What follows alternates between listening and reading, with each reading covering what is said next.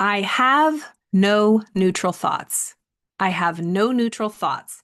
That is lesson 16 from the workbook of A Course in Miracles. If you are not familiar with A Course in Miracles, it is a psychological mind training. It is a channeled work. It is not for everybody by any means, but it has been such a transformative tool in my life. It is my spiritual sobriety. It is my anchor every time that I need to go within and connect, which is every single day. That is my anchor. It keeps me sober of mind, sober of spirit. And so I love to share these messages. So I decided to go through every single lesson, 365 days of lessons of the workbook lessons. 365, there's unique lessons every day. There's also, so this big book right here, which is the version that I prefer. It is published by the Foundation for Inner Peace, and it is a 3-volume. It has the text. There's, I think, 31 chapters in the actual text of the course, which is, if you've ever tried to crack this book open or ask anybody who has, it is very dense. The language is a little hard to read if you're not familiar with this type of language, but it is worth it. It's like, when you have a really good movie or a show that you want to share with someone, and the first few episodes are like kind of hard to get through, but you're like, just stick with trust the process, stick with it. It's worth it. That's what A Course in Miracles is. It doesn't resonate with everybody, like I said, and it doesn't claim to be the one thing. It says that there are many different paths to inner peace, but this is definitely one of them. And if it's your path, you'll know it. And it is presented in, I like to say it's like Jesus talking to you, the voice of Jesus talking to you. And that changed the way I thought about it as I was reading it. And it is all about going from a thought system of duality, of separateness, of us being one being separate from everybody else and identifying with our physical bodies and this world of duality, to starting to identify with the oneness, our being one with God and one with everybody else on a thought level. Because a lot of people, as Ken Wapnick talks about, which we'll get into in a minute, we get confused with getting so wrapped up in the spiritual ego of things, of oneness, one, we're all God, we're all love, we're all one. It's more of a thought system because our thoughts are creating this reality, according to A Course in Miracles. This world is not even real, according to A Course in Miracles. And neuroscience and a lot of quantum physicists are saying the same type of message. Some people say this is the Matrix, this is a simulation, a dream, an illusion. Many people have called it many different things. The Course calls it more of a dream or a delusion, and we're projecting this all out. It's a big mind trip. So again, this isn't for everybody. And if you don't like it, keep scrolling. But for me in my journey, this has been the balm to my soul. And I started studying A Course back in 2010. So this is my 15th year of studying this. And by no means does that make me an expert. If anything, I'm the biggest ding dong when it comes to this material. Anybody who studies the course, it humbles you. It really does humble you. But it sobers you. It's very sobering to challenge our thought system. That's really what it's about. A Course in Miracles doesn't mean miracles happening out here, although it can present as miracles happening in the physical world. It's a miracle of changing the way we think. So an example in my life is certain relationships, very close relationships, that there's certain conversations that I can't have with this person because if we go there, it's going to be very ugly. We will never agree on something, and we can fight and we can curse each other out, but I love this person. But when we get to this one topic or this certain, we just see things on a different way. We can either fight forever, but I pray for a miracle. I pray to see them differently. I pray to see myself differently. I pray to see this differently. The miracle is a shift in perception from one of fear and hate and judgment and grievances and grudges to one of forgiveness, of letting go, of love, of love. A miracle happens in the mind, and it is a shift in perception from the thought system based on fear that the world teaches us, of the ego, of the dualistic world, to a thought system based on love, of oneness, of wholeness, of God. Yeah. Isn't that wild? So we are continuing. We left off on lesson 15. The last time I did it was 6 months ago. Don't judge me, but I'm going to get back into this. So we got up to lesson 15. I did it on January 4th. It is now July 6th, but we are keeping on, keeping on. So I read from the Journey Through the Workbook of A Course in Miracles by Kenneth Wapnick. So this is just something that helps you. Kenneth Wapnick was one of the most prolific writers and greatest teachers when it came to A Course in Miracles. But this is the actual book that you read the workbook and then the lessons, the workbook for students, 365 lessons. So giddy up. We're going to continue lesson 16. I have no neutral thoughts. We have no neutral thoughts. Your thoughts are not neutral. They create this universe. That's how powerful our thoughts are. And we see it written in contemporary books. Napoleon Hill, thoughts are things. As a man thinketh in his heart, so is he. The Bible teaches us that. So instead of reading, which I have in the past, this whole lesson, I am going to read my notes that I took on it, because as we get into the different volumes, God bless Ken, but he writes a lot and ain't nobody got time for that. We'd be here for 3 hours. And plus it's probably like not legal for me to totally read all of his stuff. It's copyright. You know what I'm saying? So let's read the lesson, the notes from lesson 16 from A Course in Miracles. I have no neutral thoughts. What most people do, and this is why I'm doing it, because I didn't see this enough when I was starting my journey, or even now, listening to people teach on A Course in Miracles, is they will just take the book, and there's nothing wrong with this. They'll take the book and then they will go into the workbook at the end, like say, like lesson 71. They'll start at the beginning of the year and then they'll read a lesson a day on the YouTube channels, on their podcast. They'll just take the book, lesson 71. Only God's plan for salvation will work. And then they'll just read it verbatim from the workbook. Anybody can do that. No knocking it to it. God bless all those people. But I needed something more like, okay, I hear the words that are coming out of your mouth, but if you've ever tried to understand A Course in Miracles, it's like, what the actual poo-poo? And so I didn't see enough of that. And that's why I wanted to create that for anybody who is interested, who is working through the workbook, who comes across these videos. My heart goes out to you. This isn't easy. It's bananas. It's wild. You think you're losing your marbles. I sure did. Mm-hmm. And another really powerful influence and help is Gary Renard's books. If you're not familiar, it's a trilogy, The Disappearance of the Universe. Highly recommend for any student of a course. Very, very helpful, especially if you're starting off, but it doesn't matter where you're at. Because like I said, I started studying the course in 2010, and I didn't come across Gary's books until like 2021. But it just made me understand it on a deeper level. So I love Gary Renard. Shout out to him and his teachings. He has podcasts and stuff. And he does live events. So anyways, his books, The Disappearance of the Universe trilogy. So let's dive in. Lesson 16. I have no neutral thoughts. And again, I'm going to read my notes. So let's get this party started. Thoughts are powerful. Thoughts create this physical universe. All right. So a central theme that Kenneth talks about in A Journey Through the Workbook of A Course explains that this lesson corrects the false belief that thoughts have no power. Some people, probably not if you're watching this, you know that your thoughts have power, you know that your thoughts create, but not enough people truly understand, myself included, right? That my thoughts, every single thought I have has power, a lot of power.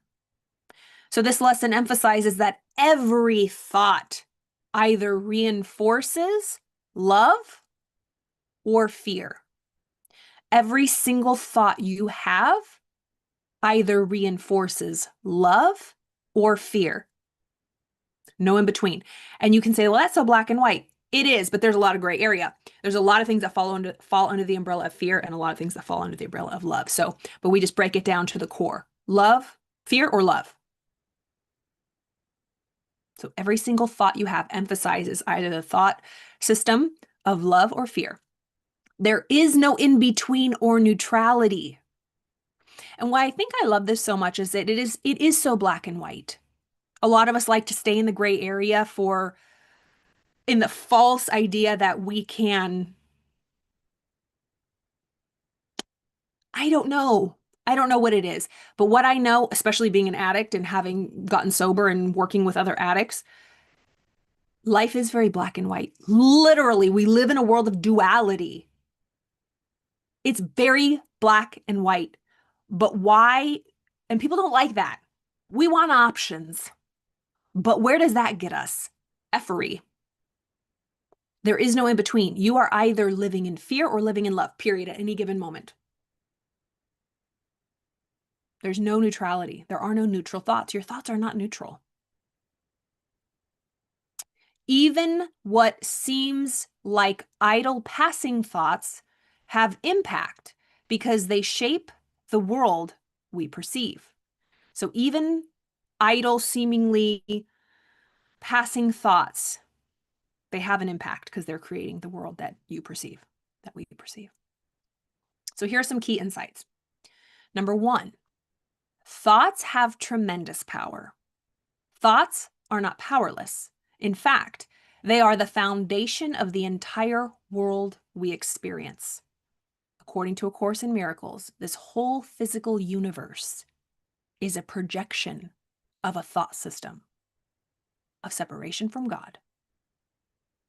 Because God is one, we are one with God. There is nothing else. God is, period.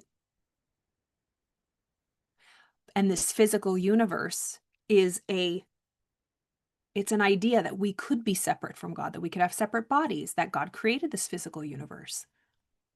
And the Course is saying, God ain't got nothing to do with this show. And that's the only thing that makes sense to me after living. It's like, and I get it. And again, if this message does not resonate with you, pass it along. But I wonder, anybody who studies and anybody who has lived life and sees the tragedies in this world, would an all-loving God create a world like this? Just be honest. I mean, for me, it's a resounding no. But what we try to do is we try to logic why that would happen. There is no reason. And this is really popular, this thought. We are God wanting to experience himself. That isn't the biggest load of garbage I've ever heard. And I know this might be triggering, but like, and it was for me at first. Why the hell would God ever do that? He wouldn't. We would, because we're nuts. We're nuts. And this is all an illusion and a dream, and we're not even really doing it. So it's a lot. And I know I need to pump the brakes. Okay. So thoughts are not powerless. In fact, they are the foundation of the entire world we experience. Jesus underscores this by pointing out that our perceptions and experiences come directly from our thoughts. So our perceptions and our experiences come directly from our thoughts. The way we're perceiving our experiences in life are because of the way we're thinking. There's a video I just put out about living from the inside out and how two people can be the same coffee shop, but they're having two totally different experiences. They're perceiving it like the wait staff is the worst wait staff. The food is terrible. This is just garbage service on one table. And on the other table, someone feels like this is the most great high vibe coffee house ever. Same coffee house, two different experiences, two different perceptions. And you know people like this in life. Why is one person experiencing the most terrible service and garbage thing? Because is that the truth? It might be, but normally it's because they have nasty thoughts and they are attracting these experiences to confirm what is happening. The reticular activating system will only show you and give you, and you will attract what you're thinking about. So mom, I'm shouting out my mom. She always, well, not she always. One time we were going to a deli of like a grocery store, and she goes, I hate that deli. They give the worst service. They're always so slow. And I was like, oh. I've gone to that deli. I've had the best experiences all the time. Always. I said, Mom, no, I couldn't disagree with you more. And I don't want you going with me because you're going to be expecting the people to F up your order. You're going to be expecting bad service. And I never have that experience. So I don't even want you to cloud my experience. And I think she ended up going, she's all fine. She's like, there's just young kids running it and they're just like ding dongs, like basically dingbats. But that is because that's probably a thought she has of like young kids can't do a good job. Fair enough, because it might be true. But like, I never even thought about who was making a sandwich. All I know is I got the bomb of sandwiches and I never thought twice. I was always had a good experience, but she didn't. And as a somebody who worked in the hospitality industry for years, I got my PhD in people, let's just say that. And people who expected things to go wrong, things just went wrong. I will never forget. Oh my God, I worked at the steakhouse and there was this man had just the worst experience ever. And he was just complaining about everything. You couldn't win with him. He just was such a bad baby. And he ended up getting free food. We packed it to go and he's like, can you just put this in the box? I said, sure. I was walking. I swear to God, I've never fallen or tripped in my life. I tripped and the ribs like flew everywhere and right in front of him. And I could not help but laugh because I said, this poor man, I said, of course, I said, are you joking? Why did this happen? Like, this never happens. Like, and he's like, oh, of course. And I'm like, dude, you are creating this energetic chaos. It was crazy. Anyways, okay, let's get back on topic. So your perceptions and your experiences come directly from your thoughts. So how you're thinking right now will determine your experiences and how you perceive things. What we call learning in this world is the power of the mind creating a seemingly external world. So what we call learning in this world is the power of the mind creating a seemingly external world. So again, as according to A Course in Miracles, this world is not real. It's very seemingly real, and it doesn't say just act recklessly because it's all a dream and it's not real. It says you believe you're very real, and so does everybody here, or you wouldn't be here, by the way. You believe you're real. You're in this dream, and you believe you're in this dream. But now you can wake up in the dream and know that it's a dream, but be normal. Know that at the end of the day, you are at home peaceful with God, one with God. But right now, you're experiencing a dream, and you can have a happier dream. And the way out of this dream, repeating over and over, is to forgive it all. Forgive everyone for everything always. Know that it's a dream. It's just like a dream. Think about a dream that's really real and you wake up and you're like, oh, I'm so glad that was just a dream. But in the dream, you could have been really upset, pissed off, somebody betrayed you. You know, there's a lot of dreams when you're like in relationships and you're like, honey, I had a dream you cheated on me. And it's like, you're mad at them for a little bit, like for half the day, and it didn't really happen. So you let it go. It's not even real. That's kind of like our life experience, according to A Course in Miracles. So what we call learning in this world is the power of the mind, creating a seemingly external world. Number 2 of these insights, no such thing as neutral thoughts.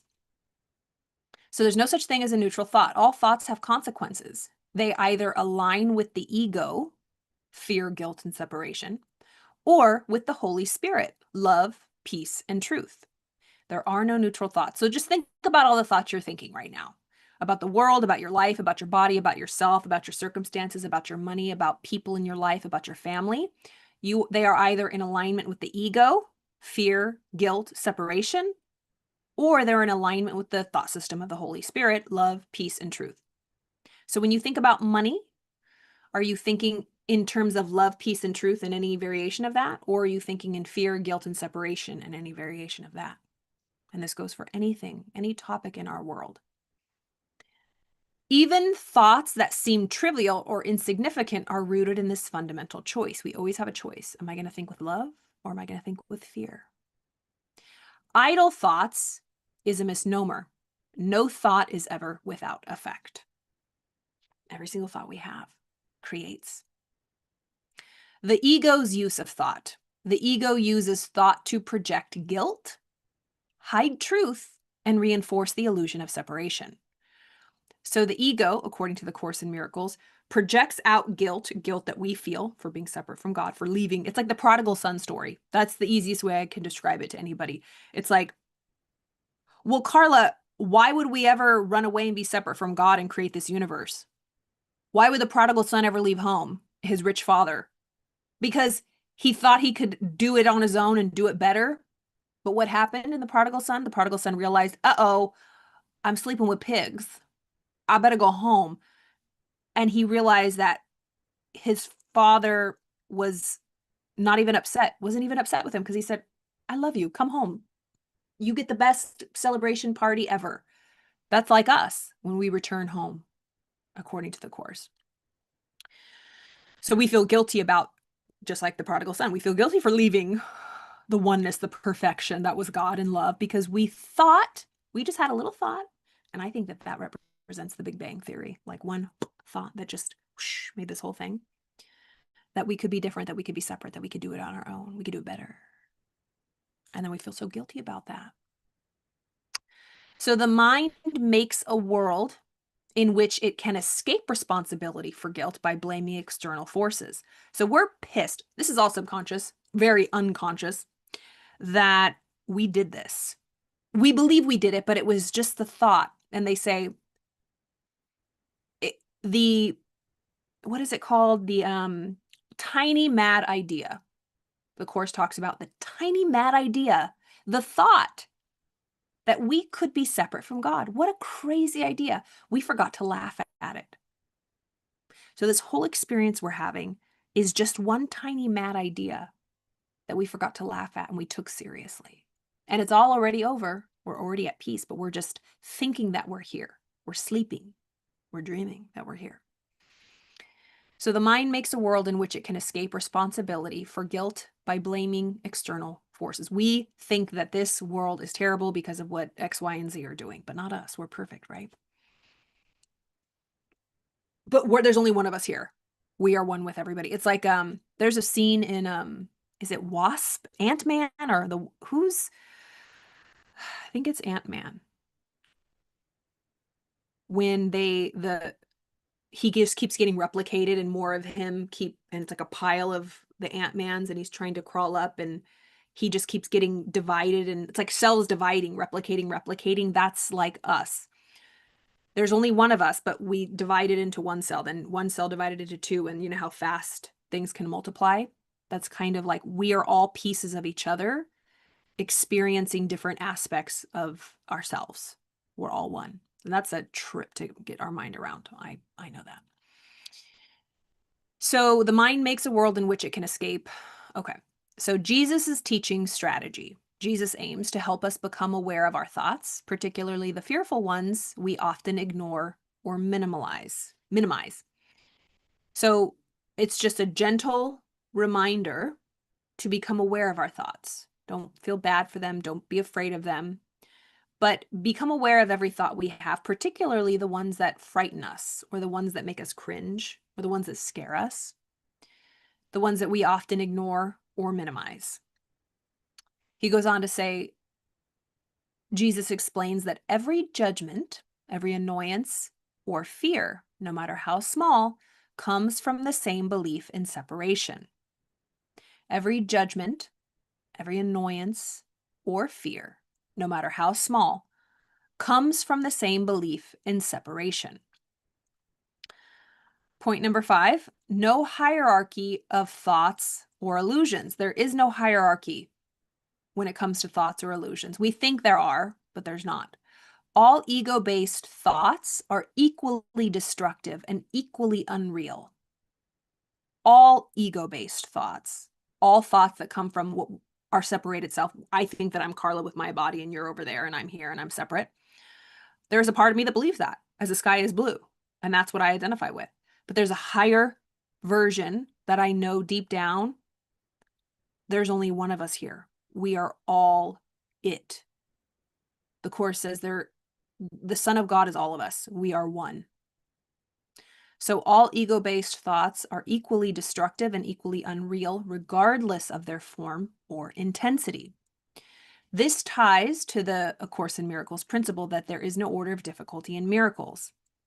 There is no order of difficulty in miracles. And remember, the miracle is in the mind, not in the outside world. Like I need a miracle of healing my physical body or a miracle in my finances. Like, yes, it can present in those types of things, but the miracle is really how you're thinking and perceiving your illness or your money or whatever. Because the pain is emotional. And we think that the problem is outside of us. We think the problem is our physical health. Remember, your body is outside the outside world. So when you're sick, we can feel like we are a victim to our physical body. But the body is not the problem in this belief system. It's our thoughts about the body. That's the problem. And it be normal, right? It's like this, again, this is very meta thinking here. Key takeaway number 6, perception versus reality. Jesus makes a subtle but important distinction. Our thoughts don't create reality, but they do create perceptions of a world. So our thoughts don't create reality, because this is not reality. This is a dream. This is an illusion. But they do create perceptions of a world. We see what we want to see, and we reinforce it through repetition. That is so true. I think I shared in another video I did of like, we all live on the same planet, but we live in very different worlds. We say it all the time. What world are you living in? God, she's on another planet. Yeah. In our minds, the way we're seeing the world. When you hear someone talk and it's like, are you blind? Do you not see what's happening? What world do you live in? You're like a space cadet. You're just living in bliss in any world, or you're a Pollyanna, rose-colored glasses. Yeah, they probably are. Everybody is. We're all living in different worlds. But we see what we want to see, because what we see is based on what we think. And if you think differently, like if you think that there's a lot of hope and love and light in this world, that's what you'll see. But if you think there's a lot of darkness, hate, and misery, that's what you'll see. And there's in between too. But we lean one way or another, like pessimistic, optimistic, and everywhere in between. And it can change. One day I might be more pessimistic, one day I might be more optimistic. But we have our baselines. You know which one you are. So we see what we want to see and we reinforce it through repetition of our thoughts. This does not make it real, only an illusion built from belief. That's this world. An illusion built from belief that we could be separate from God. And key takeaway number 7, the practice of the lesson. The exercise involves recognizing that every thought is meaningful and choosing to acknowledge its origin, ego or spirit. So if you could take any thought, like, what am I thinking right now? Is this the origin of this thought? I'm not good enough. I'm unworthy. Is that from the ego or the Holy Spirit? You already know right away, because the Holy Spirit, God, would never give a thought like that to you. That would never come from a thought of God. I'm unworthy. I'm a loser. I'm never going to make it. That is so ego, fear, guilt. So the practice of this lesson, lesson 16, I have no neutral thoughts, from A Course in Miracles workbook. The practice involves in recognizing that every thought is meaningful and choosing to acknowledge, is this thought from the ego thought system, or is this thought from the Holy Spirit thought system? The format suggests identifying thoughts and affirming. This thought about blank is not a neutral thought, because I have no neutral thoughts. So that is, I wouldn't call them mantras, but it's like a mind rehearsal, a mind like rewiring. And so when I flip over to the actual workbook lesson, God, these pages are so thin. Here we go. All right, lesson number 16, I have no neutral thoughts. So it says, in applying the idea for today, search your mind for a minute or so with eyes closed and actively seek not to overlook any little thought that may tend to elude the search. This is quite difficult until you get used to it. You will find that it is still hard for you not to make artificial distinctions. Every thought that occurs to you, regardless of the qualities that you assign to it, is a suitable subject for applying today's idea. In the practice periods, first, repeat the idea to yourself. I have no neutral thoughts. And then, as each one crosses your mind, hold it in awareness while you tell yourself, this thought about, insert the thought, is not a neutral thought. That thought about, insert your thought, is not a neutral thought. So for example, your practice period, you would read the lesson 16, I have no neutral thoughts, and it's telling us to take a moment, close our eyes, and repeat the thought in our mind for the day. I have no neutral thoughts. And then just start to observe what comes up. I'm thinking as I'm hungry. Wow, I did a lot of videos today. And so what I wouldn't judge them. I wouldn't question them if they're worthy of this exercise. Every thought, whatever thought comes up, I would say this thought about me being hungry is not a neutral thought. This thought about doing a lot of videos, that thought about me doing a lot of videos today is not a neutral thought. And just go one by one by one. And you don't have to say, well, why is it a neutral thought? What does it really mean? Just know. Just do this practice. So it says, repeat the thought of the day. I have no neutral thoughts.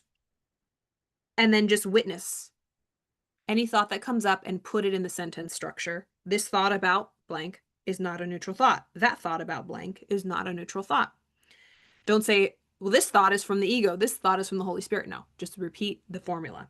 As usual, use today's idea whenever you are aware of a particular thought that arouses uneasiness. Like, oh, why are they like that? Why does she always act like that? I have no neutral thoughts. This thought about her is not neutral. My thought about her is not neutral. Just this thought about her is not neutral. So it says, especially pay attention to thoughts you have in the moment that are creating pain or uneasiness in your life. And so it says, use the following suggestions for this purpose. This thought about blank is not a neutral thought because I have no neutral thoughts. So this thought about her is not neutral because I have no neutral thoughts. This thought about her is not neutral because I have no neutral thoughts. 4 or 5 practice periods are recommended if you find them relatively effortless. If strain is experienced, 3 will be enough. The length of the exercise periods should also be reduced if there is discomfort. So they recommend that you do this 4 or 5 times. Set your alarm if you want to. I have an app that I've used for a while. It's this one right here. Let me go back to my Zoom because I'm on my other page. It's the top, this one, ACIM. And so you click on it. I don't know what lesson. Right now I have lesson 68 pulled up. And so you can navigate. This is the lesson for the day. Love holds no grievances. This is another lesson, clearly. But anyways, you can get your lesson of the day, put reminders, all sorts of stuff, and it will have your phone go off and all that jazz. So that was lesson 16. That was interesting. Usually I read the whole thing. I don't know how I feel about just the takeaway notes. If you are interested in A Course in Miracles, I have a playlist on my YouTube if you want to learn more about it, or I just encourage you. There's a lot of free stuff online about it. But if you want inner peace, I certainly did. I got to a point where like nothing made sense. Life seemed unfair. I didn't understand what the point of it was, like what's really going on. And for me, this makes sense. For me, I know other people have different beliefs, but for me, this makes sense. And for a lot of people, it's helpful. So if it resonates with you, I encourage you to dabble in it a little bit. Definitely check out Gary Renard's books, The Disappearance of the Universe. He explains it very objectively, and it can be triggering because we were taught and we're raised that God created this beautiful world. But is this world beautiful? We live and die. We decay. Our family members are taken away from us. Like, what kind of tragedy is that? And like, not to mention tragedies that happen, like on whose watch? Only a God that we created would create a world like this. Don't they say we're created in God's image, but we have created God in our image? We think God's a person. We think God's a man. We think God's a human being. And it's hard to wrap your brain around, not because we need that. It's like children's stories. That's why I think some of the Bible stories they literally are to make us understand. But everybody's on their own journey. Everybody's on in their own level of awareness. So this is just one way that helps understand a little bit more. Again, if it's for you, you will know it. I think it says that in the beginning of the book. Course isn't for everybody, but if it's for you, you will know it. So Ken, I'll just read the first paragraph he has in his journey through the workbook. Lesson 16, I have no neutral thoughts. We'll end on this. This idea is an attempt to correct the mistaken belief that our thoughts have no power. On one level, it is true they have no power because they cannot change heaven, nor can they destroy God. Within the dream, however, our dream of this universe, which is what Jesus is speaking about here, our thoughts have tremendous power. So our thoughts have tremendous power in this dream, in our life as we think it, as we know it. So our thoughts do have tremendous power here in the dream. Just imagine what our thoughts are capable of doing. Literally make up a physical universe and a physical and psychological self that dwells within it. This self that actually believes it exists in the universe. That is Jesus's point in the first section of chapter 31, the simplicity of salvation in the actual book, when he urges us not to underestimate the power of our learning skill. Although that was a message originally meant for Helen Schuckman. She was the scribe of the course. In response to her constant complaints, Jesus is saying to each of us, do not tell me you cannot learn this course. Do not tell me your mind and its thoughts have no power. Look at what your learning is capable of doing. Here are his very clear words. So this is an excerpt from chapter 31. What you have taught yourself is such a giant learning feat. It is indeed incredible. But you accomplish it because you wanted to and did not pause in diligence to judge it hard to learn or too complex to grasp. So he's saying our capability of learning and creating, believing things in our mind is so enormous and vast, it created this whole universe. So let's not judge it, this course, or what it's teaching us as so hard to grasp.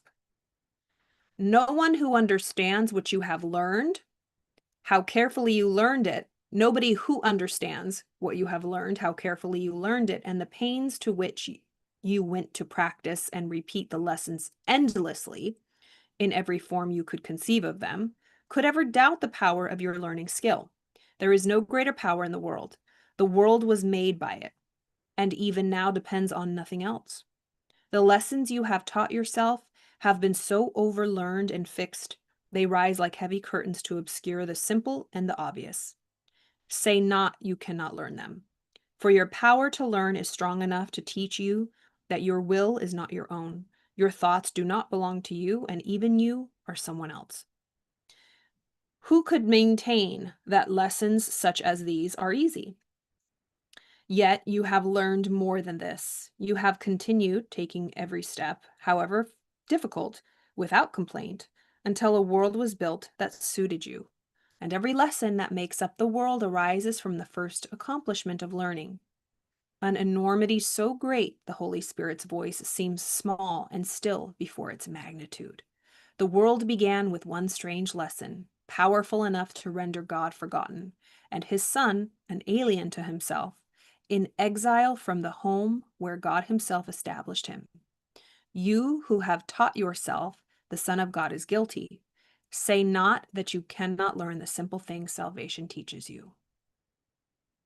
These are strong words, but upon their truth rests A Course in Miracles. Throughout the text, all as well as the heart of these lessons in Jesus's overriding emphasis on the power of our minds to choose against God, which fact alone contains the promise of salvation. Anyways, yeah, these are heavy lessons, man.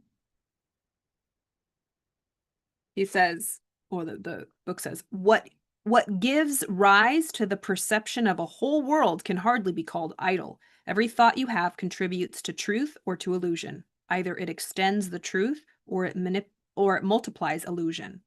You can indeed multiply nothing, but you will not extend it by doing so.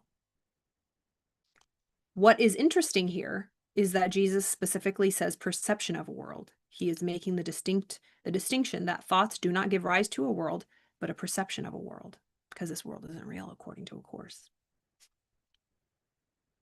No one can escape from illusions unless he looks at them, for not looking is the way they are protected. Ooh. No one can escape from illusions unless they look at them, for not looking is the way they are protected. There is no need to shrink from illusions, for they cannot be dangerous. We are ready to look more closely at the ego's thought system because together we have the lamp that will dispel it. We must look first at this to see beyond it. Since you have made it real, we will undo the error quietly together and then look beyond it to the truth. Wow. You know what?